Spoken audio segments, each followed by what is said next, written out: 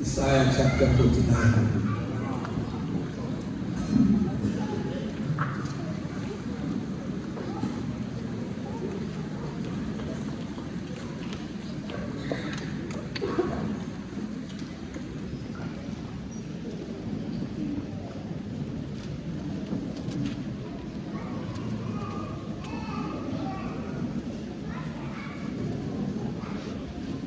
Ngicela sisenzele research ngoba just to remind us into la iBhayibheli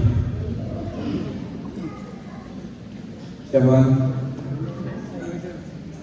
into na iBhayibheli. Ngicela wonke umuntu olapha azakathi ithuba lakhe nalo enze that research into na iBhayibheli. Hayi abasebenzimene bangangixeleli ngoba yoma mina idlala ndimani ubomi bethu, especially kwabo bazibiza ngabangamakhulu, idlala ndimani. Then after kuzimele uzophendula, ndicela uze wenze lento ume wena phambi kwesipili uzibuza uba mna ndindawo ninayo, mna ezi zinto iBhayibheli eziyenzayo ubomi bam okanye zinxulumene kunye nobomi bam as umuntu othi uyakholwa, mna ndindawo ninazo.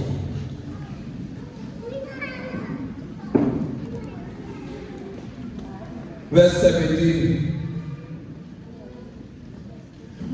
Onyana bakho bayakhawuleza, bayeza. Abagubhuli bakho nabachithi bakho bayaphuma kuwe. Ilizwi lenkosi engibawa bayisikelele isashunyelwa nje ngokugebengu naphakade. Amen. Yesu wena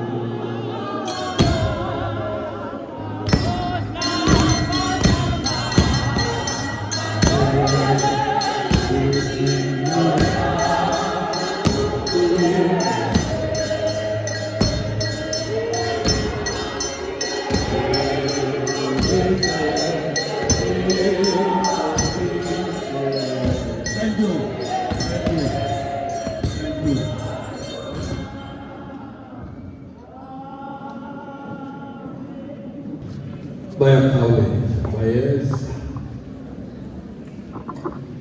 abagunguli bakho nabachithi bakho bayakhona kuwe.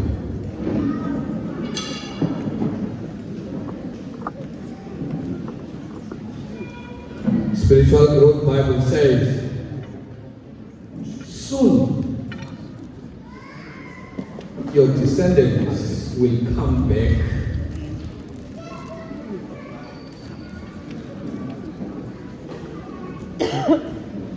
and all who are trying to destroy you will go away. That is the Spiritual Growth Bible. Baba Smile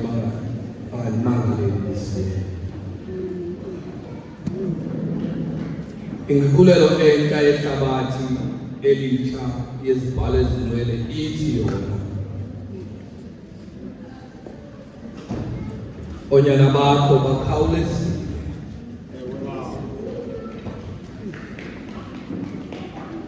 bona kanye abo bakuchithayo nabakuphazamisayo bayakuphuma kuwe.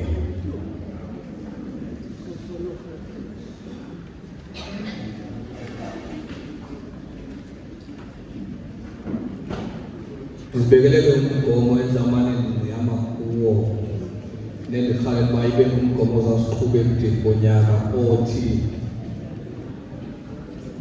kholosa thembele ngoYehova kuba ikusasa lethu lixhomekeke kuye. Kholosa thembele ngoYehova kuba ikusasa lethu lixhomekeke kuye. Sibambe lo ndawo ngoba into lenzayithetha siyibambanga kodwa ndicinga uba yiyo ezawusikhupha endimoya kwisikhupha emdibonyaka ukukholosa nokuthembela kuba ikusasa lethu lixhomekeke kuye. Ababhali bathathu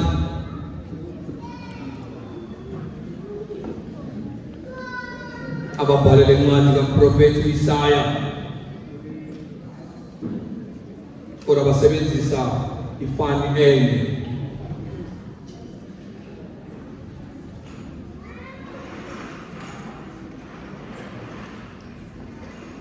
Students hamba nami because there will be an assignment as our issue emveni kwale ntshumayelo.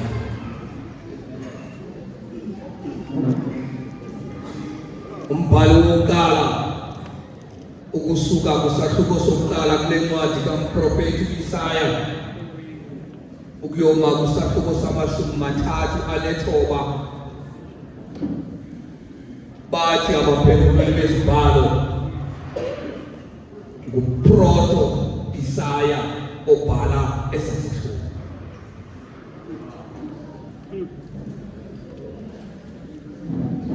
Ukusuka kusahluko sama-40 awananto ukuyotsho kusahluko sama-56 umsongo wesibini ngudithero Isaya obhala esasihluko. Ukusuka kusahluko sama-57 ukuya kuma-66 uthi uDavid Paulson kwincwadi yakhe ethi Unlock the Bible engqinelana lezi scholars uthi uTrito Isaya obhale ezasihluko.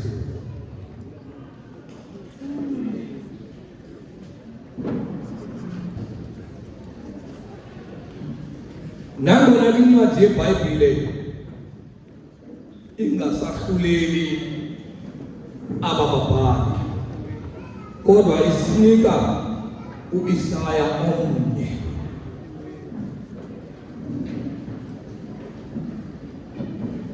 Ithini le nto tyani? Ithi njengomphendululi wezibhalo you have to go an extra mile and do research wazi ngombhali ngamnye kuba hleze wena wazi unyana kaAmotsi kuphela.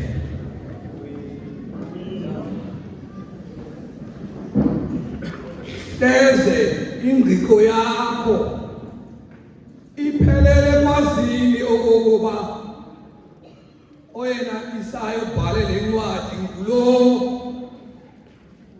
uzalana kunye noIziya owathi engene etempileni eyothandaza kanti kungemini sithinta ngayo izinto ngonyaka wokufa kwakumkani uIsiya. Uthi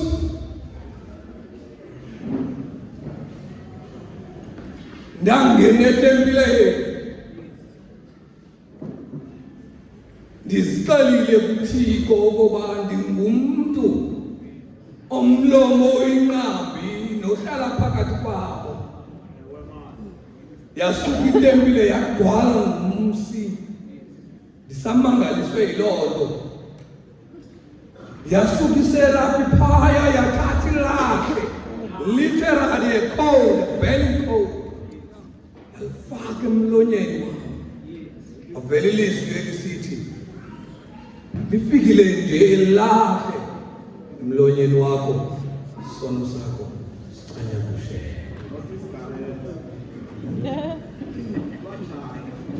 Izibhalo ezigcwele azisixeleli ngokuzalwa kwakhe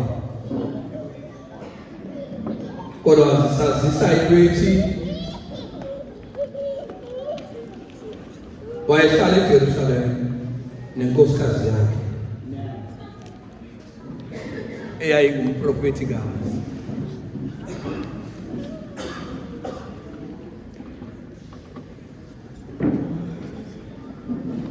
Benabantwana abanamagama obuprofeti. Uthi ke uDr. Paulson kule ncwadi yakhe uthi uIsaya bashumayeli basekhaya njengoba inkosikazi yakhe yayingumprofetikazi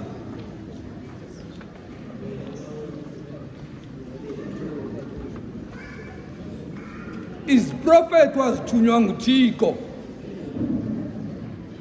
phambi kokuba azikhuphe ayozidandalazisa. Wayiconsulta inkosikazi yakhe.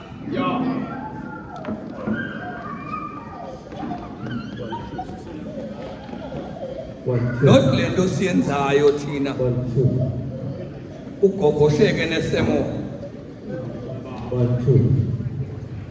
Ugogosheke nesemoni ungambonisi nalo ulikholwane usecaleni kwakho. Lo mprofeti wayeyibonisa inkosikazi yakhe ukwenzela kwenziwe thorough proofreading nokulandeleliswa kwamagama. Ngandwa ke into yoba uyothetha ngevesi engeyiyo kwisicwangciso senzileyo. Igama lakhe ngokwentetho yesebhere lithetha usindiso lukaThixo.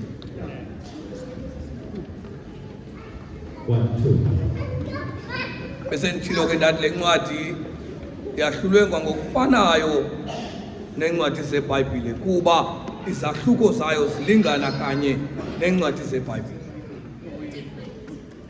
Isjude.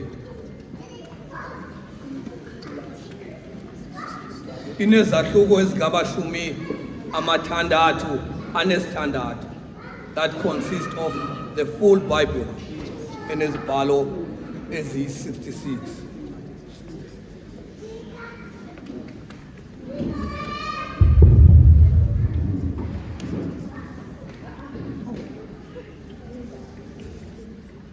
Ze iBhayibhile yahlulwe kabini ibe ne-Old Testament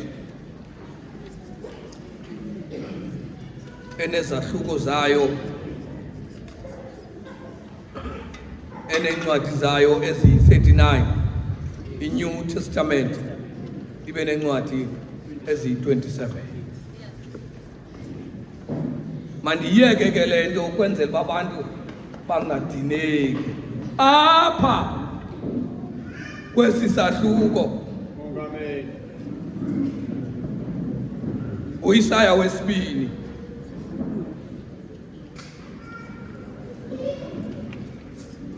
sixelelwa ngokubizwa nokuthunywa komkhonzi kaYehova.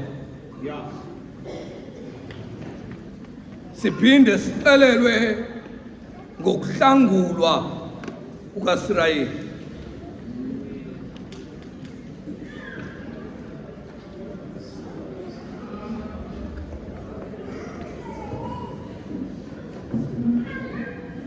uThixo ngomlomo womprofeti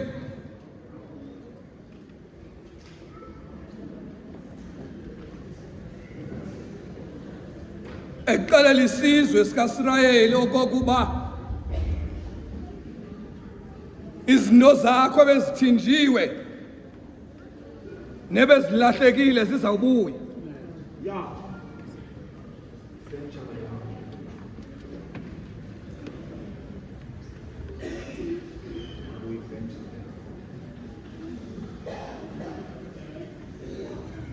Sidluliselwa lo myalezo usuka kuThixo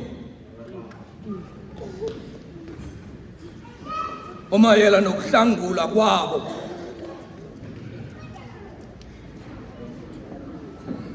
Kwizizwe ezili-12 uIsrayeli sesinye sezizwe uThixo wayebeka iqhayiya nebhongo lakhe kuzo. Esi sizwe sesona uThixo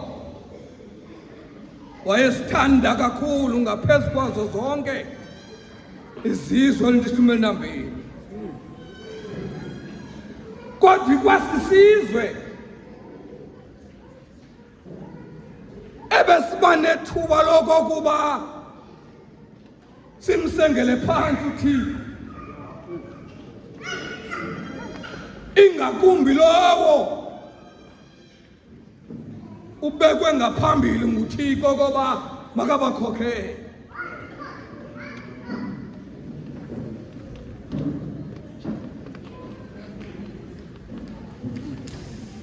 Uhlanga lwamaIsrayeli lelona hlanga uThixo wemayo phezu kwenduli wenza i-declaration ngaye uThixo as introducer kubo kokuba ungubani na yaye angenza ntoni na. Kodwa noxa sayenzile loo nto lwamano oluhlanga lamaSirayeli limdolophu uThixo endleleni, lisusa ithemba lalo kuye, lifuna izinto ezikhawulezayo. Khumbula uThixo esanyusa uMoses, emnyusa phezu kwentaba, lathini oluhlanga lamaSirayeli sangambona uThixo, labethu uAaroni egxeni lisithi, asiyazi into emehleleyo uMoses phezu kwelaa ntaba, sincede thina ngoku senzela uThixo. Emasiqubuthe kuwo uhlango olunjalo olwamaSirayeli, kodwa noxa kunjalo uThixo belithanda.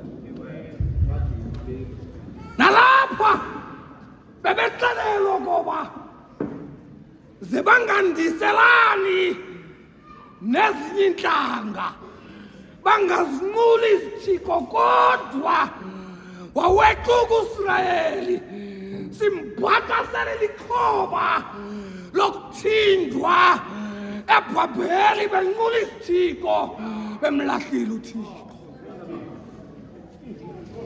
bemlahlile uThixo. Sibabhaqa sebekuloo meko.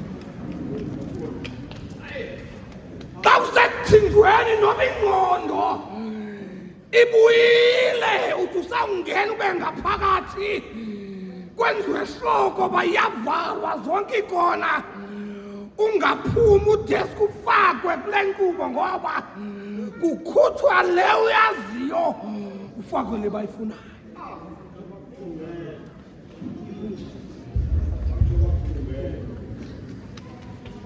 Ubabona ke kuloo meko uThixo uthi ngoku ngomprofethi uIsaya, onyana bakho bayakhawuleza bayeza, abagunguli bakho nabachithi bakho bayaphuma. Bashumayeli basekhaya, mzi wase-115, ilizwi lesithembiswe, ilizwi lesithembiswe, ilizwi lesithembiso, ilizwi elomelezayo wena, ilizwi elomelezayo, ilizwi elithi noba ubani ebeselahla ibhayi kodwa lisawutsalwa kuthiwe izinto zakho ubuphulukene nazo zizawubuya, ababandezeli bakho bazawusuka, athi lowo noba ebeselahla ibhatyi kodwa aphinde izixathulo, ngoba ilizwi lesithembiso.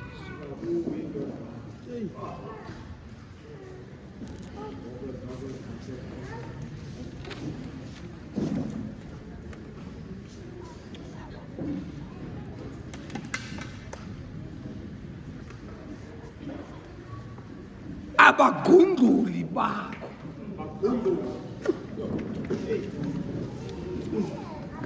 nabachithi bakho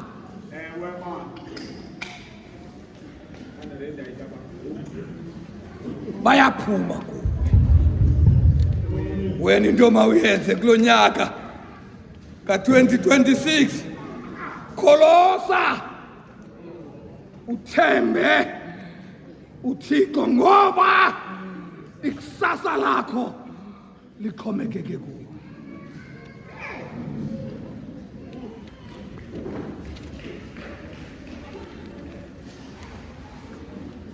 Inyaniso yoba wonke umuntu olapha, wonke umuntu olapha nodlalayo ngoku ndishubayela, ongathi akamamelanga, inyaniso yoba unabo abagunguli.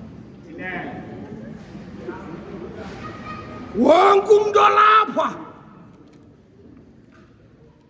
wonke umuntu okweliholo kwimbali yobomi bakhe seyike yafikelela ezindlebeni zakhe into yoba ugunduliwe.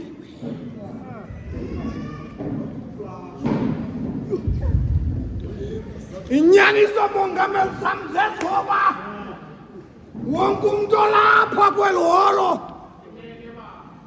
wonke umuntu ohlala apha unabo abachithi bakhe.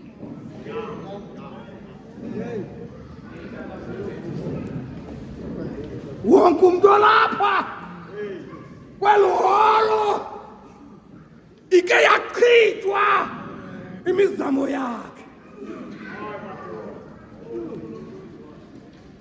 Wonke umuntu olapha kweliholo inyaniso yeyoba uke wathi imizamo yakhe segqibile kodwa yaphuncuka ezandleni ngoba wonke umuntu olapha nabo abagunduli bakhe nabachithi bakhe. Kodwa namhlanje kwelizwi lesithembiso uthi lo mbhaleli namhlanje abagunduli bakho nabachithi bakho bayaphuma kuwe. Wena kholosa uthembele ngoThixo.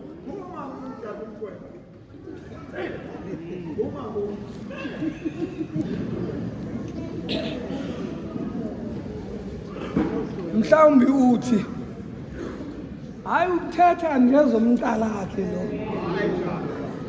mna ezami izinto zi-100%, futhi ezinto athetha ngazo andizazi.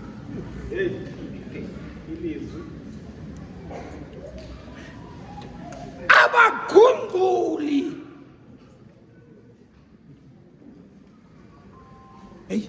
kulo nyaka ka-2026 khawuke ujonge your surrounding. Aba bantu uhleli nabo, aba bantu ugqiba nabo izinto, aba bantu basiterera zonke ukubakhangela koba abalilo liqela labagunduli somewhere else bazodunguthelisa njengokuba na.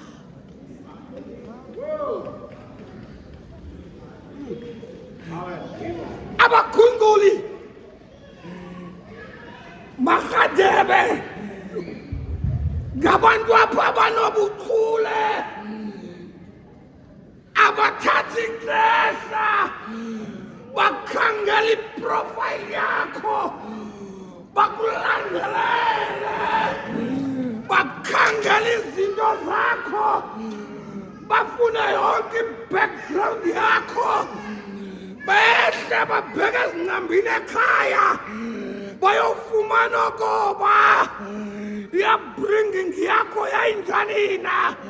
Bathi bawugqiba basondele bazoba kufutshane kuwe ukwenzela koba bazoyazi indawo ome kuyo, bazoyazi. Abantu apha mongameli abathatha ixesha, zimbovane, abangxami bayakufunda, bakwazi xa uvuka kusasa okoba uza kwenza ntoni na, bakwazi ebudeni bemini okoba uzawuyaphina, bawugqiba bayothi khebevu benza i-homework, bagade abantu abakwi-surrounding yakho.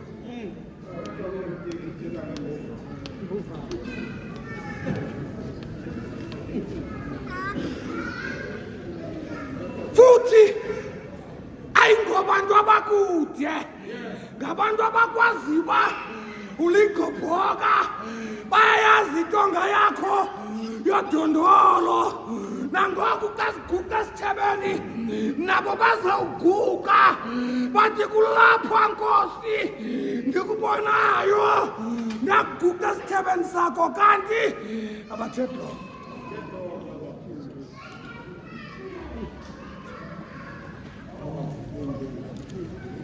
bayazi ukuba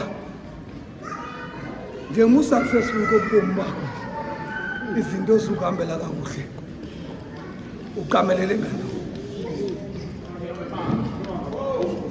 benza i-homework bakhangele intoni namzalana uTyanzi ekwenza ukuba womelele izinto zakho zihambe kakuhle bashumeli basekhaya ndingqinelelo ukuba abagunduli bayasondeza bakhangele le nto uzithandayo kumhlaba waseGaza axakwapho amaFilisti indoda ewabulalayo basakwenza tsara research bakhangela ukuba iyamdinga umuntu enohlala naye endlini bakhawuleza kwahayarishwa iyellow brown yabekwapha kwathiwa mayinxibe izinto ezizawuthimba intliziyo yalo mzalwane ngoba abagunduli bebeke bazama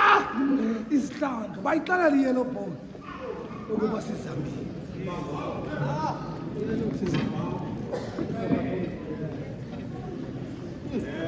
yathi sawufika yasa yathi sawufika yasa hayi basopha kulo nyaka ka-2026 ukukhupha nemfihlelo yekhaya basopha kulo nyaka ka-2026 ngoba hlezi uyikhuphele kumntu olithaba lakho ngoba utshaba kalusiza lubukeka luluhle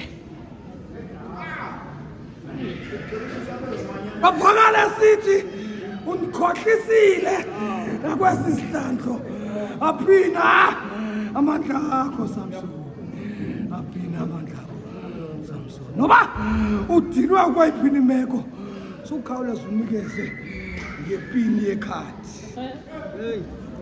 noba onwabe kangakanani sukhawuleza ugqithise ngepini yekhadi noba uvaka amandi kangakanani sukhawuleza ugqithise ngepini yekhadi ngoba awumazi umntu amnika ipini yekhadi akhawuleza lo mfana wakhupha ipini yezulu wathi uyabona mna wasesizalweni uyabona mna wasekukhuleni kwam zange sihlale phezu kwentloko yam isithethe ngoko nangoku umgunguli waphuma selemgqibile wayobiza iqumrhu lezi basopha ukukhupha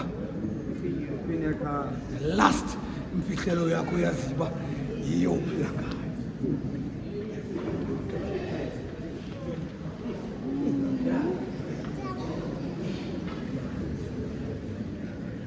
soze bangabikho abagunduli nabachithi ngoba uyile nto uyiyo ngenxa ubaba lolukaThixo soze bangabikho abachithi bakho ngoba wena uyile nto uyiyo kuba ukholose ngoThixo uthembele ngayo kuba wena wazi ukuba ikusasa lakho lixhomekeke kuThixo bake bafuna bawisi kwinkosikazi apha bayibamba kanti banekhwele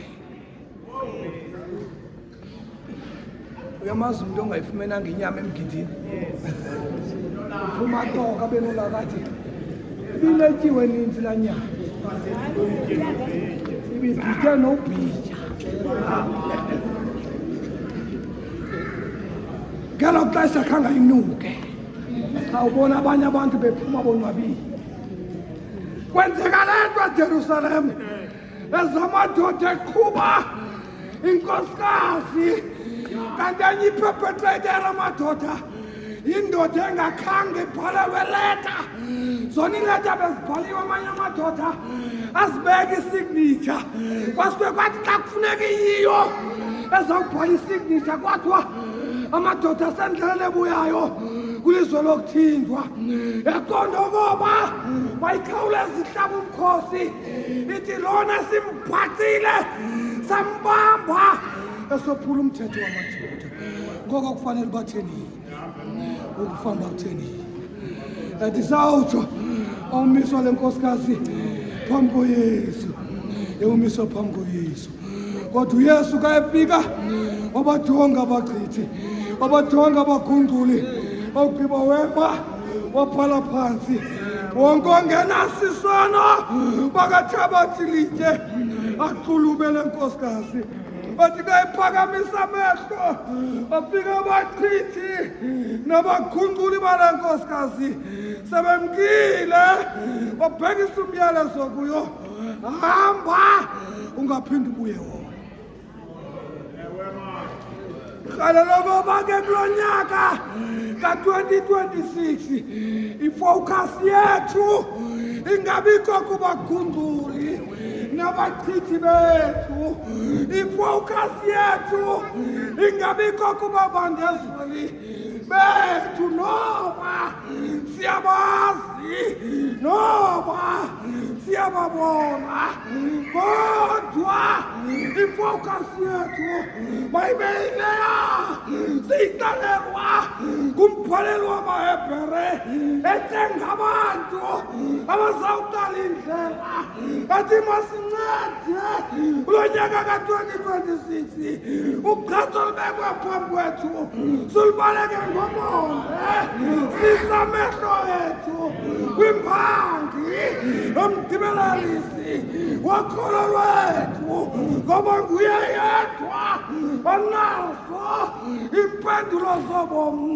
Ndike ndamva uPetrosi embongoza, Nkosi asinakumka kuwe, xa sinokumka kuwe singayaphinda singaya kumanina ngoba nguwe wedwa amazwi obomi.